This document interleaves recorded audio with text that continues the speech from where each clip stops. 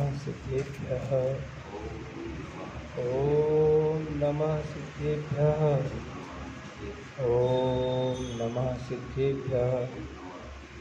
मङ्गलं भगवान् वीरो मङ्गलं गौतमो गणी मङ्गलं कुन्दकुन्दाद्यो जैनधर्मोऽस्तु मङ्गलं सर्वमङ्गलमाङ्गल्यं सर्वकल्याणकारकं प्रधानं सर्वधर्माणां जैनं जयतु शासनं वन्दे विद्यादिसागरं तरण विद्यासागर गुरु तारो मुझे ऋषिश करुणा कर कर से दो आशीष यही प्रार्थना आपसे अनुनय से कर जोड़ पल पल पग पग बढ़ चलूं मोक्ष महल की ओर सारे सागर छार हैं मम गुरु मधुर अपार नमो विद्यासागर गहूँ कर सागर भव पार। बड़ेगढ़ पार्श्वनाथ भगवान की जय। 1000 चंदा प्रभु भगवान की जय। शासन नायक भगवान महावीर स्वामी की जय। पंच परमेष्टि भगवान की जय। द्वासांग जिन वाणी माता की जय। गुरुनाम गुरु आचार्य ज्ञान सार महाराज की जय। आचार्य गुरु विद्यासार मुनि महाराज की जय। समय सागर योग साधि 3 कम 9 मुनि महाराजों की जय। अहिंसा परमो धर्म की जय। परम पूज्य मुनि श्री पवित्र सागर जी महाराज की, मुनि संघ की। आज 1 अगस्त है और छोटे से ही रूप में भैया जी ने मंच संचालन कर दिया। अभी अगस्त का महीना और उसमें किया शुरुआत अस्त को प्राप्त ना हो, आप पस्त ना पड़े, है ना।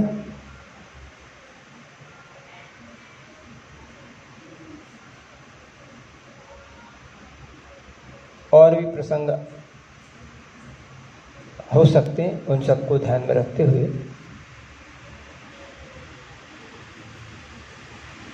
तत्वार सूत्र में एक सूत्र आता है, प्रमाण नयैरधिगमः। इसका अर्थ होता है प्रमाण और नय के माध्यम से अधिगम होता है, ज्ञान होता है, वस्तु की जानकारी होती है। और जब वस्तु की जैसी जानकारी होती है वैसा फिर आचरण होता है, वैसी श्रद्धा बनती है। तो और नय में आपने कई प्रकार के नय पढ़े होंगे, प्रमाण, नैगम, संग्रह, व्यवहार, रजसूत्र, शब्द, समाभिरू, दैवम भूतानया, ऐसे कई प्रकार के नय हैं। आचार्य अन्य ग्रंथों में कहते हैं कि जितने भी वचन के विवाद हैं उतने ही प्रकार के नय हो जाते हैं। यानी जितने तरह से बात कही जा सकती है वे सब उतने प्रकार से कही गई बातें नय के अंतर्गत आती हैं। उनके बीच में एक शब्द नय भी आता है।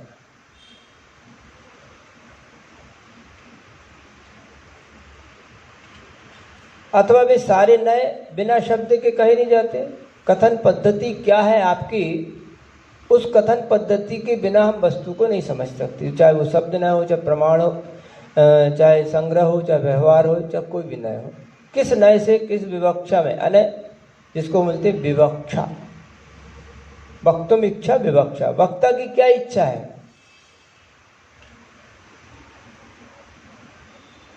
जैसे मैंने आपसे कहा जाओ पानी की रस्सी ले आओ, क्या समझ में आता है? पानी की रस्सी ले आओ। देखी कभी पानी की रस्सी? पानी की रस्सी देखी? घी का घड़ा ले आओ, घी का घड़ा लाओ। कभी देखा घी का घड़ा कैसा होता है? जाओ आटा पिसा लाओ। आटा पिसाया जा सकता है क्या? ऐसे एक दो नहीं, सैकड़ों उदाहरण दे सकता हूं। लेकिन इसके बीच में भी पानी की रस्सी आती है, घी का घड़ा आता है और आटा पिसाया जाता है। जा रहा है कि नहीं जा रहा? आटा पिसना बंद हो गया क्या? आटा पिसाओ ऐसा बोलना बंद हो गया क्या?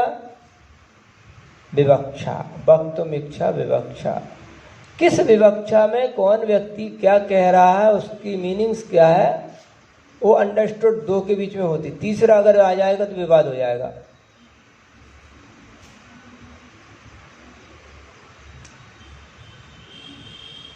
काम चलता ना।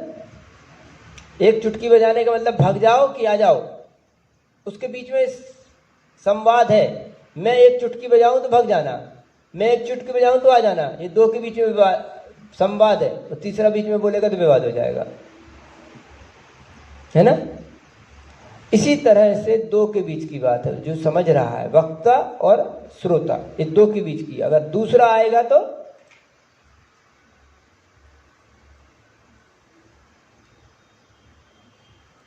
ऐसे ही कुछ प्रसंग हैं।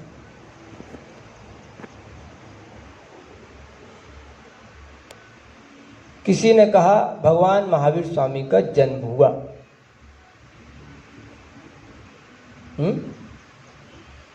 क्या हो गया?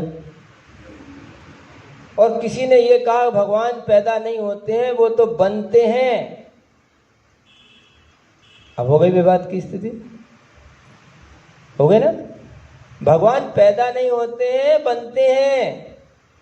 और एक व्यक्ति महोत्सव मना रहा है, 6 महीने पहले से घंटी बजा रहा, भगवान पैदा हो गए, भगवान घर में आ गए। और घर में आना नहीं, अभी घर में आना है, पहले से ही सब व्यवस्था हो गई। किसके लिए व्यवस्था हो रही है? किसकी व्यवस्था हो रही है? भगवान के आने की पूर्व व्यवस्था हो रही, देवलोग व्यवस्था कर रहे हैं।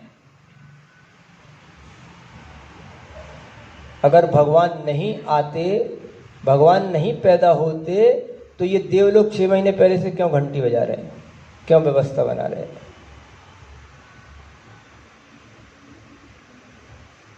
ये है नए चक्कर को नहीं समझने में चक्कर में आ जाता है। नए को नहीं समझा, ये द्रव्य नय का कथन हो गया।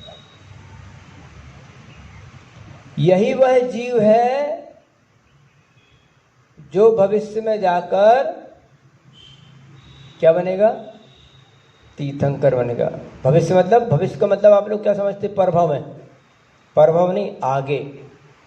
विदिन 1 सेकेंड के पहले वो भूत है, तत्काल में वर्तमान है, और उसके बाद होने वाली प्रक्रिया का नाम भविष्य। इसके लिए भविष्य का मतलब हमने पूर्व में ऐसा किया होगा। पूर्व का बोलते से क्या समझते हैं? कहीं नरक में, कहीं निगोद में, कहीं तिर्यंच में, कहीं देव में, कहीं स्त्री में, कहीं पुरुष में। ऐसा नहीं। पूर्व का मतलब विदिन 1 सेकेंड, सेकेंड नहीं, एक समय पहले भी वो पूर्व ही है। तो क्या हुआ कि ये कहा जाता है कि भगवान पैदा हो गए। इसी तरह की इस विषय पे और लूंगा आपको, अभी मैं इसको यहीं छोड़ रहा हूँ। जिस विषय को आज लेना है और आज के लिए करना है, उसके लिए बता रहा हूँ। ऐसा ही, ऐसे बहुत से वचन विवाद हैं। आज मैं त्याग के लिए ले रहा हूँ। हमने आपसे बोला कि भैया आपको क्या अच्छा लगता है, आज उसका त्याग कर दो। अच्छा लगने का मतलब क्या था? तुम्हें किस चीज में रुचि है, वो त्याग कर दो।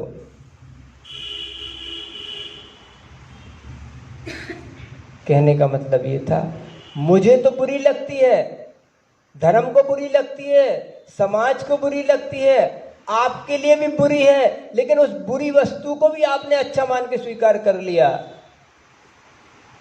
मांस है, मदिरा है, शराब है, जुआ है, सट्टा है, तमाकू है, सप्तव्यसन है, कोई ऐसी बुरी आदत जो आपको अच्छी लगती है लेकिन समाज को या धर्म को या लोक व्यवहार में बुरी, उसे छोड़ना है। लेकिन सामने वाले ने क्या समझा कि हमें अच्छा तो क्या नहीं लगता, हमारा अपना जीवन अच्छा लगता है, हमें अपनी स्त्री अच्छी लगती है, हमें पुत्र अच्छा लगता है, हमारी फलानी सामग्री अच्छी लगती है, हमें तो भगवान भी अच्छे लगते हैं, तो हम भवानी को छोड़ दे रहे हैं कि हमें तो सबसे अच्छे भगवान लगते हैं।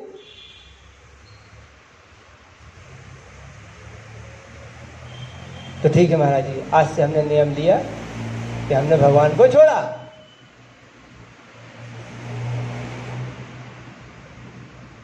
ये है नए को, शब्दों को नहीं समझना।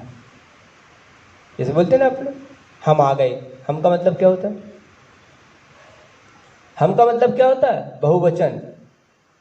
लेकिन कोई नहीं बोलता मैं आ गया हूं, हम आ गए, हम चले गए, हमने ऐसा किया। अपने लिए खुद हम बहुवचन लगाता, बाप को भले ही नहीं लगाता, माँ को तो तेने ऐसा नहीं किया, तूने ऐसा नहीं किया। माँ को क्या बोल रहा? एक वचन, भगवान तेरा ऐसा, तेरा मतलब क्या हो गया? एक वचन में बोल रहा ना, भगवान को बोलता है एक वचन में, तेरे कर्म से हम जी रहे हैं। क्या बोले? भगवान को एक वचन लगाया, और अपने लिए क्या लगाता? बहुवचन। हमने ऐसा किया, हम ऐसा कर रहे हैं, हम आ गए, हम चले गए। तो शब्दों को समझने की कोशिश करो। जैसे मैंने कहा कि पानी का घड़ा ले आओ, पानी की रस्सी ले आओ, पानी का दूध का घड़ा ले आओ, घी का घड़ा ले आओ, यानी कि जिसमें घी रखा जाता है उस घी रखे जाने घड़े को घी का घड़ा कहते हैं। जिस रस्सी से पानी खींचा जाता है उस रस्सी को पानी की रस्सी कहते हैं। और जो पिसने के बाद आटा बन जाता है उसको ऐसा बोल देते हैं, जाओ आटा पिसा लाओ। ऐसे ही किसी व्यक्ति ने कहा कि तुम्हारे लिए जो अच्छा लगता हो वो छोड़ दो, तो सामने वाले ने अपने बच्चे को छोड़ दिया, अपनी पत्नी को छोड़ दिया। अब छोड़ने का मतलब क्या होता है? त्याग कर दो, कुर्बान कर दो, शहीद कर दो। यानी कि मतलब उनने क्या किया, नहीं समझने वाले ने क्या किया, पुत्र को मार डाला, भाई को मार डाला, फलाने को कुर्बान कर दिया। ऐसा नहीं है। वस्तुतः ये स्थिति थी कि जिसको हमें, जो हमारे लिए बुरे लगते हैं, जो हमारे ये हैं, उन चीजों को छोड़ना। आप भी ऐसे ही करते हैं। उनने क्या क्या कराया कि आपको क्या अच्छा लगता है, आलू प्याज छड़वा दिए। जो श्रावक जिसके साधु के पास जाता है, उन्होंने कहा ये छोड़ दो। त्याग का एक क्रम होता है, स्वाध्याय का एक क्रम होता है, चढ़ने का एक क्रम हुआ करता है। अगर प्रगति आप भोजन बनाते हैं, कैसे करोगे? क्वेश्चन सॉल्व करने का भी एक क्रम होता है। आप भोजन बनाते तो कैसे करेंगे? कोई भी समस्या को पहले आटा गूंथेंगे, फिर लोई बनाएंगे, फिर बेलेंगे, फिर छोटी होगी, फिर बड़ी होगी, फिर जाके वो तवे पे जाएगी, फिर एक चिट लगेगी, फिर दूसरी चिट लगेगी, फिर सीधे उठा के ऐसे आग पे डाल देते क्या? आग पे डालते क्या? नहीं, क्रम बनाते हैं उसको। हल्दी कूटना है, पीसना है, कोई भी कुछ काम करना है तो पहले बड़े टुकड़े को छोटे करेंगे, फिर छोटे के और छोटे करेंगे, फिर कूटेंगे, फिर बेल पीसेंगे। तो एक क्रम है, काम करने का एक क्रम हुआ करता है। ऐसा ही जीवन में तरक्की का और त्याग का एक क्रम हुआ करता है। कौन सी चीजें छोड़ेंगे आप? पहले छोड़ेंगे पंचेंद्रिय के विषय संबंधी वस्तुएं।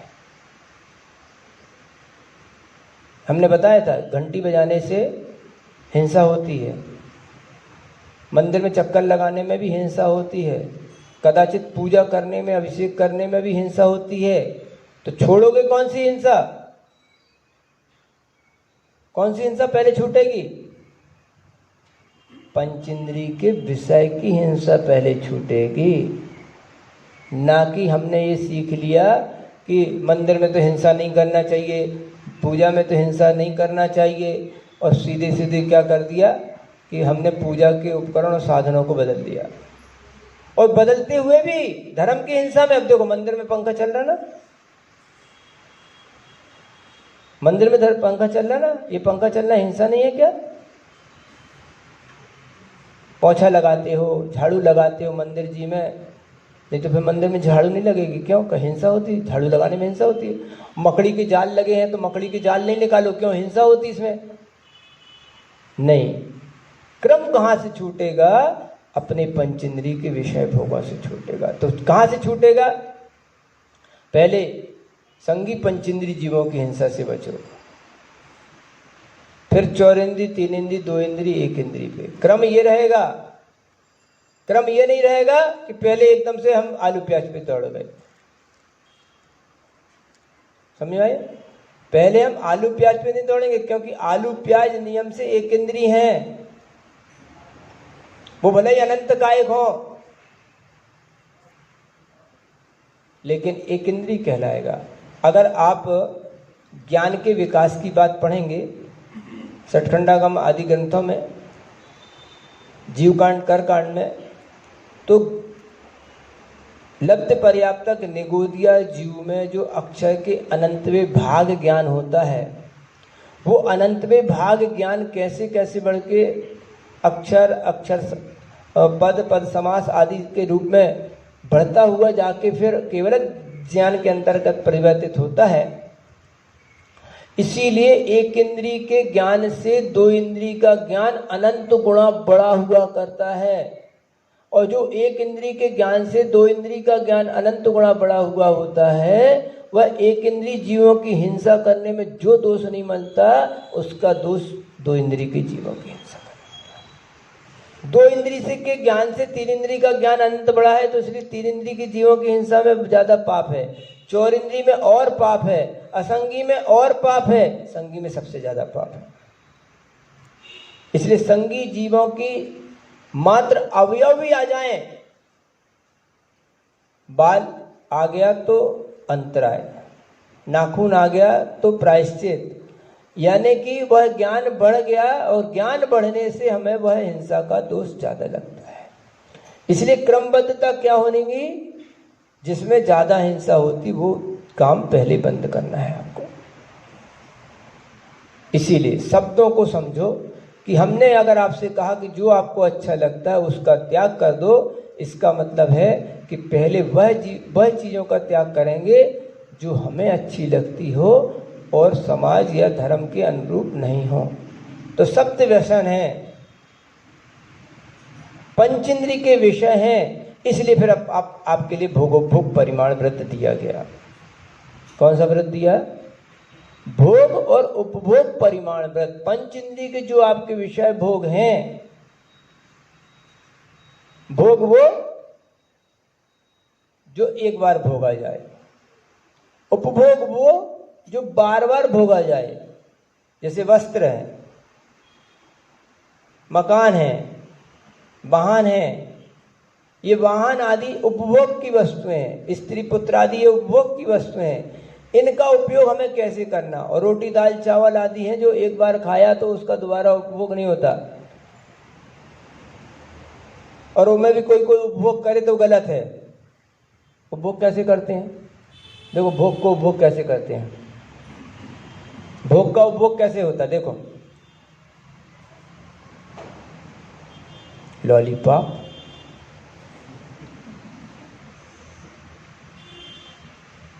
आम की गुठली, फिर निकाल देते हैं बच्चे, फिर डाल लेते हैं, फिर वो अंदर कर लेता, फिर कर लेता है। इसीलिए इसका साधुओं को या त्यागी वृत्तियों को निषिद्ध है।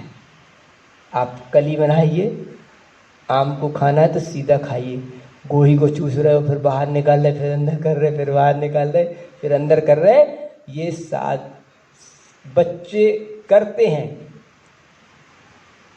जो अज्ञानी कहलाते हैं वो ऐसा कर लेते कि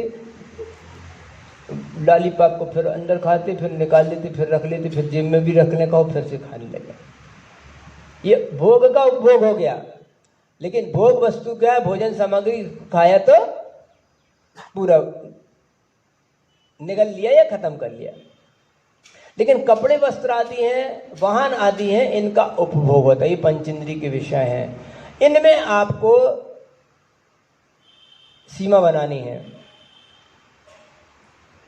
गर्मी की, ठंडी की, बरसात की, घर की, बाहर की, संख्या की, मांग की, नई मांगे की, ये सारी सीमाएं बनाना, ये पंचेंद्रिय के विषय भोगों से बचना है। और ये पंचेंद्रिय के विषय भोगों से जब आप बचोगे, अब उसमें भी यम और नियम। पहले नियम लेंगे, फिर जाके यम शुरू होगा। एकदम से नियम नहीं, यम नहीं, मैंने इसका त्याग किया, कर सकते हैं, लेकिन जो एक बार स्वीकार करे तो उसको पीछे दोबारा छोड़े तो उसे स्वीकार करने के भाव नहीं आना चाहिए। इसमें दो साधना है, आचार्यों ने बोली दो प्रकार की साधना है। एक सिंह वृत्ति या सिंह की आवाज, और एक है बिल्ली की आवाज। बिल्ली कैसी करती है? म्याऊं, मतलब पहले जोर से बोलती फिर मद्दी हो जाती। और शेर कैसा बोलता? पहले धीरे बोलता फिर एकदम से दहाड़ता। हमने सुनी नहीं तो भैया नहीं बोलते, लेकिन बोलते सिंह की वृत्ति, वो धीरे धीरे बोलता फिर जोर से बोलता है। तो ये कहलाती सिंह की आवाज की जैसी साधना, और ये कहलाती है बिल्ली की जैसी साधना के जोर से बोलना फिर मध्य हो जाना। करते ना आप लोग? पहले करते हैं महाराज, पहले तो हमने बहुत उपास किए, बहुत एकासन किए हैं, और अब तो नहीं होते हैं हमसे। ये हो गई बिल्ली की साधना। पहले बहुत कर लिए और शरीर को तोड़ लिया। महाराज जब से शुगर बढ़ गई है, जब से तुम्हारे से हमारा ब्लड प्रेशर बढ़ गया है, जब से हमारा तुम्हारे से हार्ट की बीमारी बढ़ गई है, जब से हमारा ये हो गया है, जब से हमको घुटने में दर्द होने लगा है, हमारे तो कोलेस्ट्रॉल घटने लगा है, हमें तो ये क्या बोलते हैं हीमोग्लोबिन घट गई है, हमें एसिडिटी बढ़ने लगी है, हमें उल्टियाँ होने लगी हैं। क्या किया आपने? क्या किया? बिल्ली वाली साधना की आपने। हमारे बुंदेलखंडी में कहावत और है, चले तो चले नहीं, चले तो मेड़ फोड़ के चले। कैसे चलते? चले तो चले नहीं, और चले तो बिल्कुल मेड़ फोड़ के है, दनादन 10 उपास 20 उपास दे, साधना दे नहीं। अब क्या कर लिया आपने? शरीर को ऐसी साधना नहीं करना, ऐसा प्रयास, ऐसा उपवास नहीं करना कि जब आपको किसी सहारे की जरूरत लगे। अब उपवास कर लिए, अब महाराज जी वो गोली खानी पड़ती है, अब महाराज जी को हमें ऐसा करना पड़ता है, अब तो हम एक टाइम 2 टाइम खाए बिना नहीं रह सकते हैं। डॉक्टर ने हमसे कहा कि बार बार खाइए, थोड़ा थोड़ा खाइए, अगर ऐसा नहीं खाएंगे तो ये कहलाया आपकी बिल्ली की साधना। बिल्ली की आवाज वाली साधना की आपने। तो अब क्या, पहले तो बहुत कर लिया, और अब क्या हो गया? सिंह वृत्ति की साधना। कैसी? दूध को घोटते जाओ, घोटते जाओ, घोटते जाओ, घोटते जाओ, घोटते जाओ, शक्कर सीरे में पानी डाल के घोटते जाओ। 1 तार की चाशनी, 2 तार की चाशनी, 3 तार।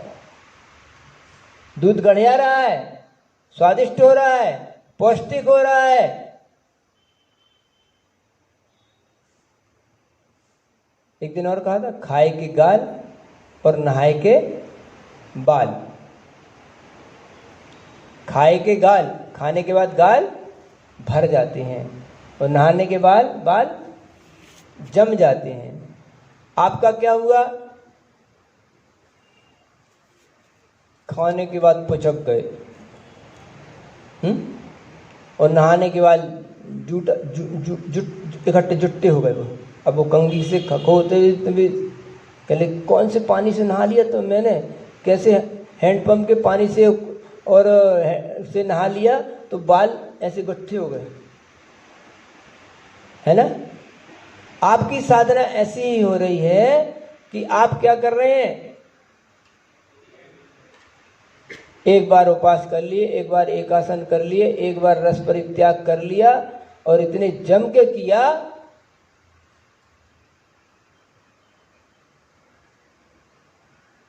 कि वो जो वस्तु हम घोंट रहे थे वो चिक गई, चिट लग गई उसमें। अब एक बार चिक लग जाए उसमें, खीर में, खिचड़ी में, सब्जी में, फिर उसमें तुम केसर डाल दो, गुलाब जल डाल दो, कपूर डाल दो, गरम मसाला डाल दो, मीठी नीम की पत्ती डाल दो, धनिया पत्ती डाल दो, मिर्ची डाल दो, स्वाद आएगा? स्वाद आएगा अथवा उस चिक्की का स्वाद जाएगा? जाएगा क्या? जाएगा कभी? वो 3 काल में जाने वाले नहीं। ऐसे ही लोग साधना करते हैं और साधना करने के बाद फिर क्या हो जाता है, उनके जीवन में ऐसी चोटें, ऐसी दाग, ऐसी कमियां बनी रहती हैं। महाराज जब से हमने 10 उपवास किए थे, वो पारणा हमारी जब से बिगड़ गई है, हड्डी में बुखार चला गया है, जाता ही नहीं वो। महाराज जब से हमारी पारणा बिगड़ी, हमें सर्दी बनी रहती है, अब सर्दी जाती नहीं मेरी। हमें जब से हमने बुखार 10 उपवास किए हैं, हमें जो एसिडिटी बनने लगी है वो एसिडिटी जाती नहीं। वो हमारा उपवास में हमने शुरू में हमने ऐसी साधना की थी, ये कहलाता है आपके त्याग का क्रम बिगड़ गया। आपके त्याग का क्रम बिगड़ गया, इसलिए त्याग करना तो क्रमबद्धता से करना। पहले संगी पंचेंद्री जीवों की हिंसा का त्याग हो, 4 इंद्रिय जीवों की हिंसा का त्याग हो, 3 इंद्रिय 2 इंद्रिय जीवों की हिंसा का त्याग हो। पहले कहाँ से त्याग होगा? इसलिए मद्य मांस मधु की चीज़ों का त्याग करो, है ना। अनछने पानी का त्याग करो, मर्यादा से भोजन करने का नियम लो, बाजार या दूसरों के हाथ से बने भोजनों का त्याग करो, अविश्वासी लोगों के हाथ से, प्रोफेशनल लोगों के हाथ से बना हुए भोजन का त्याग करो। सीधे आलू प्याज के त्याग पर चढ़े गए, कहाँ चले गए? रात्रि भोजन का त्याग है महाराज जी। हाँ ठीक है, फिर क्या हो गया? वो हमने फरारी खाने का नियम लिया है, फरारी ले सकते हैं, होटल में जाके खा रहे हैं।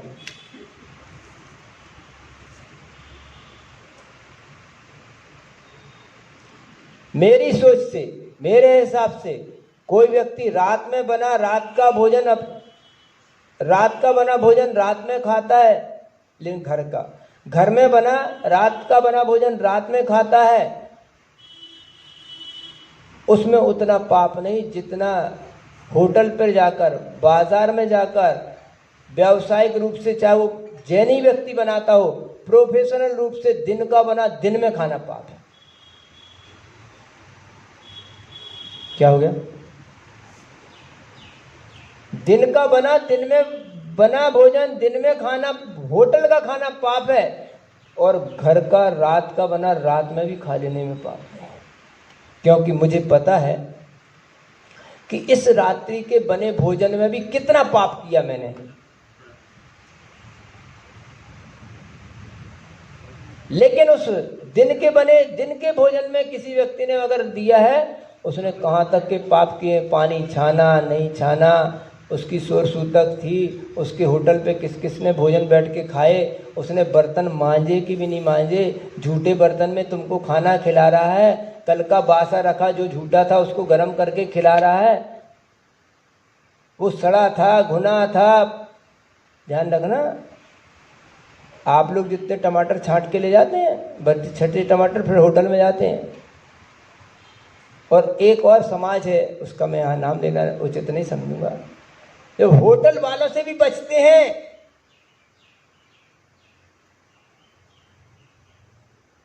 डिंडोरी तरफ एक समाज होती है, इतना ही पर्याप्त है। वो समाज सबसे आखिरी में वो टमाटर खरीदते हैं, उनके लिए अलग रख दिए जाते हैं, पहले छठ के बेके, फिर होटल वालों के लिए, फिर उनके लिए। तो मान लो वो व्यक्ति ने, जिसने अड़े सड़े घुने जैसे थे, वो सामान जो आपको रख के बनाया है, उसको दिन के दिन में खाना पाप है। आपने अपने हाथ से अपना भोजन बनाया है तो ये तो पता है कि इसमें कितनी अशुद्धि है, कितनी कमी है, कितना क्या है। हमने छाना था भी नहीं छाना था, बिना नहाए बनाया था कि नहा के बनाया था, लेकिन आपको पता है, इतना ही तो है ना, इससे ज़्यादा तो नहीं ना, वो आपको भी जानकारी है। लेकिन उस बाहर के आहार में अविश्वास नाम का जहर रहता, खाते हुए भी अविश्वास है। इसलिए रात, और अगर मान लो आप रात में का भोजन का त्याग है तो पहले रात्रि के बने भोजन का त्याग करो। अब क्या करेंगे? रात्रि भोजन का त्याग है और सवेरे रात को कढ़ाई चली, फरारी बनती है। बाजार का तो त्याग है, लेकिन घर में खोवा उठ रहा है, दूध उठ रहा है, और हमारे बुंदेलखंड तरफ सिंघाड़े के भजिया बन रहे हैं, फलाने की चिप्स बन रही है, केले की चिप्स बन, फरारी का नियम है। अरे भाई, हमने हिंसा के त्याग के लिए, हिंसा से बचने के लिए रात्रि भोजन का त्याग किया था। तुम्हारे उस चूल्हे में, उस कढ़ाई में जीव जंतु झांक के गिरते हैं क्या? अरे यार फरारी बन रही है, मैं नहीं गिरा। हमें तो दाल सब्जी में गिरना था, ये कहाँ फरारी में गिर रहे अपन? डूब के मरना है क्या?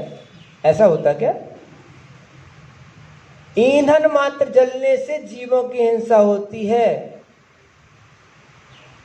चाहे वो बल्ब जलाओ, चाहे पंखे जलाओ, चाहे दिया बत्ती जलाओ, चाहे कोई जलाओ, अगर आपने पंचसूना का काम किया है तो वो जीव हिंसा होगी।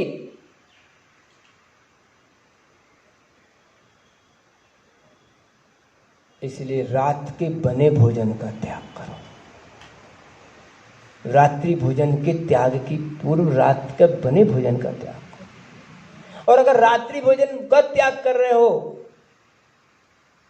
तो फिर बफर का त्याग हो जाएगा, होटल का त्याग हो जाएगा, सामूहिक बने तो क्या नहीं, हमने तो भैया दिन की शादी की है और दिन में बफर रखा है। बिल्कुल, बहुत अच्छा, दिन में बफर रखा तो रात में बना होगा। 500 लोगों का खाना दिन में थोड़ी बनने वाला है। अब 9 बजे से तो खाने वाले आ गए तो 9 बजे थोड़ी बन रहा है कि नहीं, सूर्योदय के 2 घड़ी बाद से भोजन शुरू बनाना होगा। रात में खाओगे तो दिन में बना लेगा, वो दिन में बनाएगा, रात में 8 बजे से 9 बजे से प्लेट लग जाएगी, दोपहर में बन गया भोजन, रात में खाओगे। दिन में खाओगे तो रात में बनेगा। कैसे बनेगा बताओ? अच्छा महाराज, इतना विचार नहीं करते हैं हम तो। हमने तो बस इतना ही नियम लिया कि हम दिन में खाएंगे, हमने इतना ही नियम लिया कि हम रात में नहीं खाएंगे। अरे वाह रे वाह विवेकी जीव,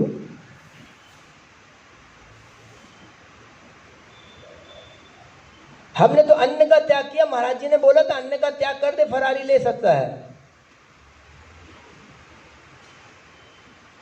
हमने ये नहीं पूछा था कि फरारी कहाँ की लेना है, फरारी कहाँ काटना। जेल से तो भगाया, लेकिन फरारी कहाँ काटना? अरे भाई, जेल से तो भगाया, फरारी कहाँ काटना? पहले ये तो विचार कर कि अगर मैंने रात में नहीं खाने का नियम लिया है और मैं फरारी खा रहा हूँ, होटल की फरारी खा रहा हूँ, व्यावसायिक रूप से खा रहा हूँ, तो वो बनाएगा कब, कहाँ से, कैसे बनाई? दूसरी बात, यदि हमने घर में बना के खुद खाई है तो वो बनेगी कैसे? मैंने अन्न का त्याग क्यों किया था? मैंने अन्न का त्याग भी इसलिए किया था कि हिंसा से बच जाऊं। ये बात अलग है कि 4 प्रकार के आहार होते थे, अब सुई में थोड़ा सा धागा डाला, पहले एक क्रम तो बना लूं, फिर दूसरे क्रम पे आ जाऊंगा, फिर तीसरे क्रम पे आऊंगा, फिर चौथे पे आऊंगा, फिर पूरे पे आऊंगा। इसके लिए मैंने फरारी का नियम लिया था। तो इसका मतलब यही है कि अगर मान लो भैया घर में चना मूंगफली, अरे चना मूंगफली मतलब चना तो आपके अन्न में आ जाता है, मूंगफली गुड़ कुछ रखा है, कुछ मीठा ईठा रखा हो, फल अंदरी रखे हो, तो चुपचाप से खा लो। ये कहलाएगा अन्न का त्याग। ये अन्न का त्याग नहीं है, फरारी का त्याग नहीं है। अन्न का त्याग और जमने दे, बढ़िया कढ़ाई जमने दे, और फिर फलाने की खिचड़ी बन रही है, और फलाने की चिप्स बन रही है, और फलाने की टिकिया बन रही है, और फलाने के भजिए बन रहे हैं, और भरपेट खा लिया, बल्कि ऊनोदर की जगह दूनोदर कर दिया। अब गरम गरम बनेगा तो दूनोदर ही होगा, ऊनोदर कैसे हो सकता है? अब बताओ, अगर मान लो किसी से बोले कि भैया चलो भूख लगी है, थोड़ी सी नारियल, सूखा नारियल खा ले, घंटा भर खाएगा? इतना सा नहीं खा पाएगा, चबाते चबाते।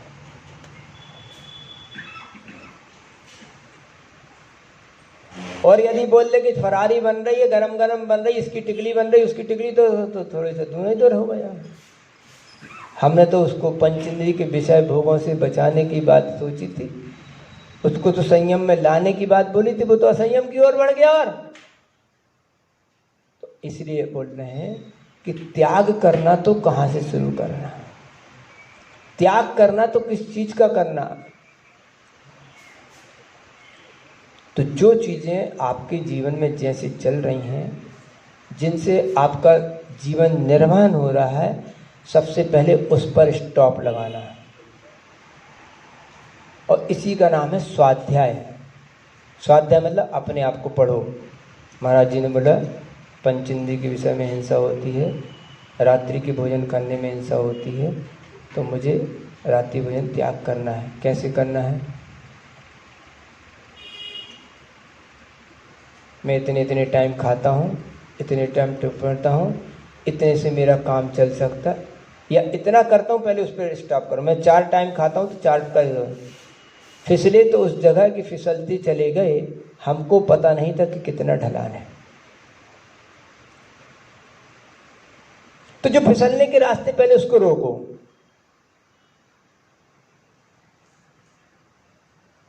जो हमारी चर्या है, हम मतलब 3 बार नहाते हैं, तो ये मत करो कि हम 2 बार नहाएंगे, 1 बार नहाएंगे। आप तो पहले ये करो कि हम 3 ही बार नहाएंगे बस, अब 4थी बार नहीं बढ़ाएंगे। 5 बार नहाते हैं तो 5 बार ही नहाएंगे, 6वीं बार नहीं नहाएंगे।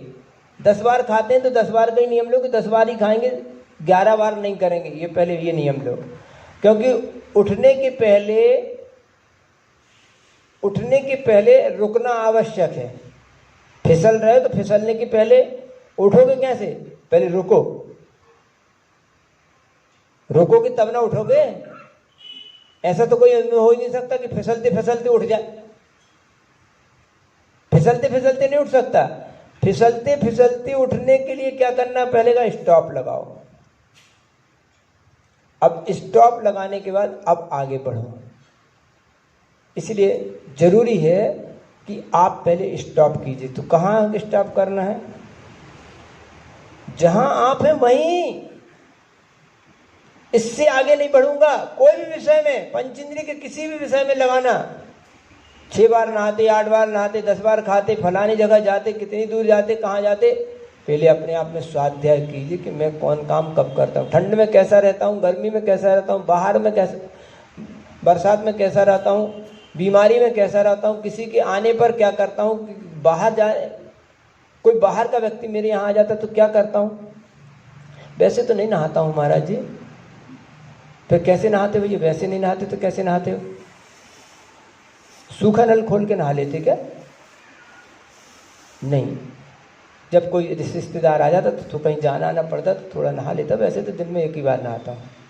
ठीक है, तो ऐसा कर लो कि हम जब रोज तो 1 बार नहाएंगे, लेकिन जब कोई रिश्तेदार आएंगे तो 2 बार नहाता। जैसा नियम है वैसा कर लो, बस हो गया नियम आपका।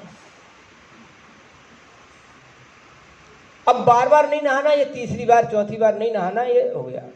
इसी तरह से आप जब भी कोई नियम लेते हैं, जब भी कोई संकल्प करते हैं, जब भी कोई त्याग करते हैं, तो यही विचार करना कि मुझे कैसे कैसे जीना पड़ता है, कैसे कैसे आना पड़ता है, कैसे कैसे उतरना पड़ता है, कहाँ कहाँ पर मेरे इस नियम को टूटने की संभावना है, उस बात का ख्याल कर लो और फिर नियम कर लो।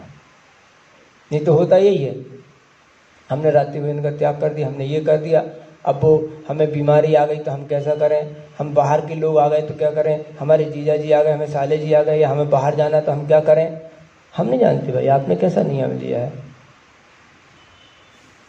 आपको नियम कैसा लेना है कि अगर बाहर का कोई व्यक्ति आए, वैसे तो मैं स्वस्थ हूँ, स्वस्थ दशा में वर्धा में रहता हूँ, मुझे कोई आवश्यकता नहीं है कहीं बाहर जाने की, और मैं तो अपने शाम को घर में खा लेता हूँ, मुझे कोई जरूरत। हाँ लेकिन कभी कभी, हाँ तो उस लेकिन को पहले सामने रख दो शर्तों में लेकिन जब पानी बरस जाता है, लेकिन जब तुम्हारे से बीमारी आ जाती है, लेकिन जब कोई बाहर वाला आ जाता है, तो उस लेकिन के लिस्ट बना दो, ये लेकिन कितनी है, ये लेकिन कितनी है। महाराज जी बीमार हो जाए तो, हाँ तो वाला लिख लो, तो इतनों को छोड़ के बाकी तो बचा ना।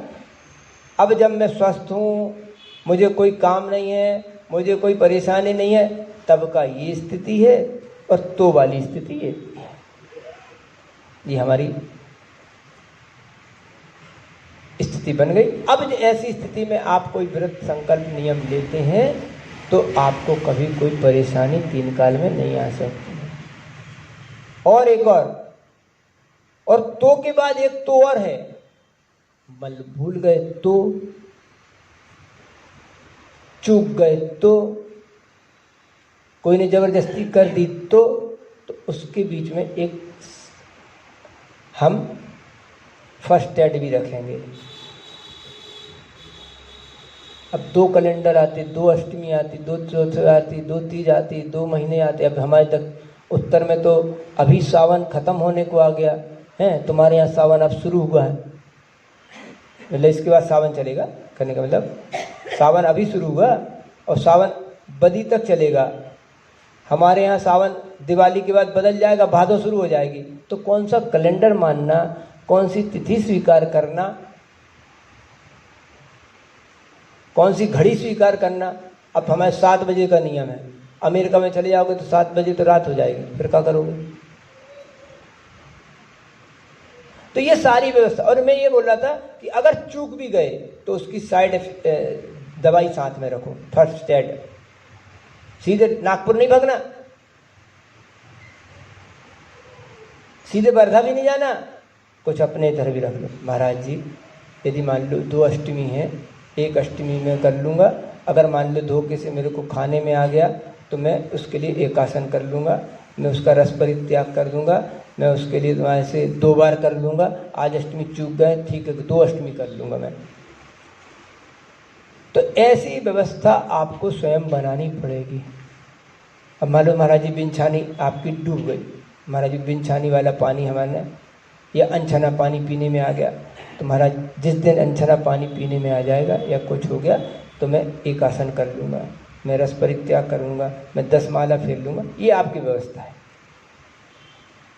हर काम के लिए पवित्र के पास आओगे, प्रयोगशाला के पास आओगे तो प्रयोगशाला बोलते भैया हम तो आचार नहीं है और हम प्रायश्चित सुई की नोक बराबर भी नहीं देती।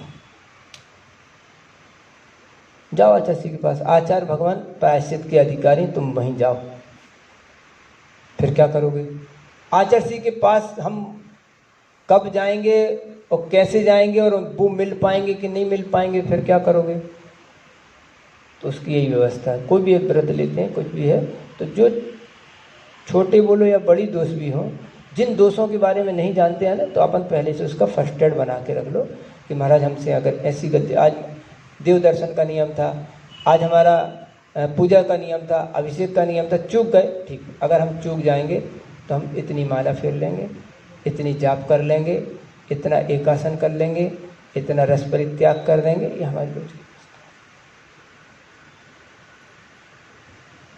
इस तरह से अगर आप नियम संकल्प लेंगे तो ऐसा कभी नहीं होगा कि ना आपको संकलेश होगा और ना आप हमें संकलेश या किसी तरह की कोई दिक्कत होगी, क्योंकि आपने, नहीं तो हमसे तो बोले आपका तो हमारा पूजा का नियम भैया, अब आप जानो, और नहीं तो फिर वही पक्का नियम।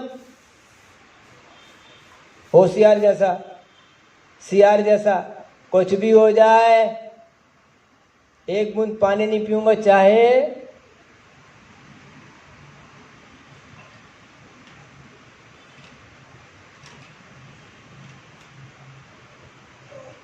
नियम तो नियम है, छोटा हो या बड़ा हो।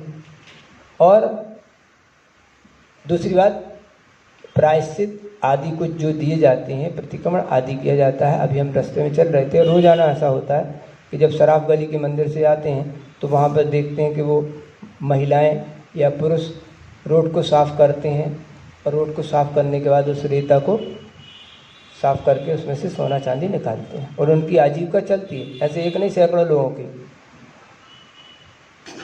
तो वो अमन भैया ना, कौन से वो अमन नहीं है नाम है, नेट के हाँ, तो वो बोलने लगा महाराज जी क्या सोने चांदी वाले सोना छोड़ देते क्या उनके लिए?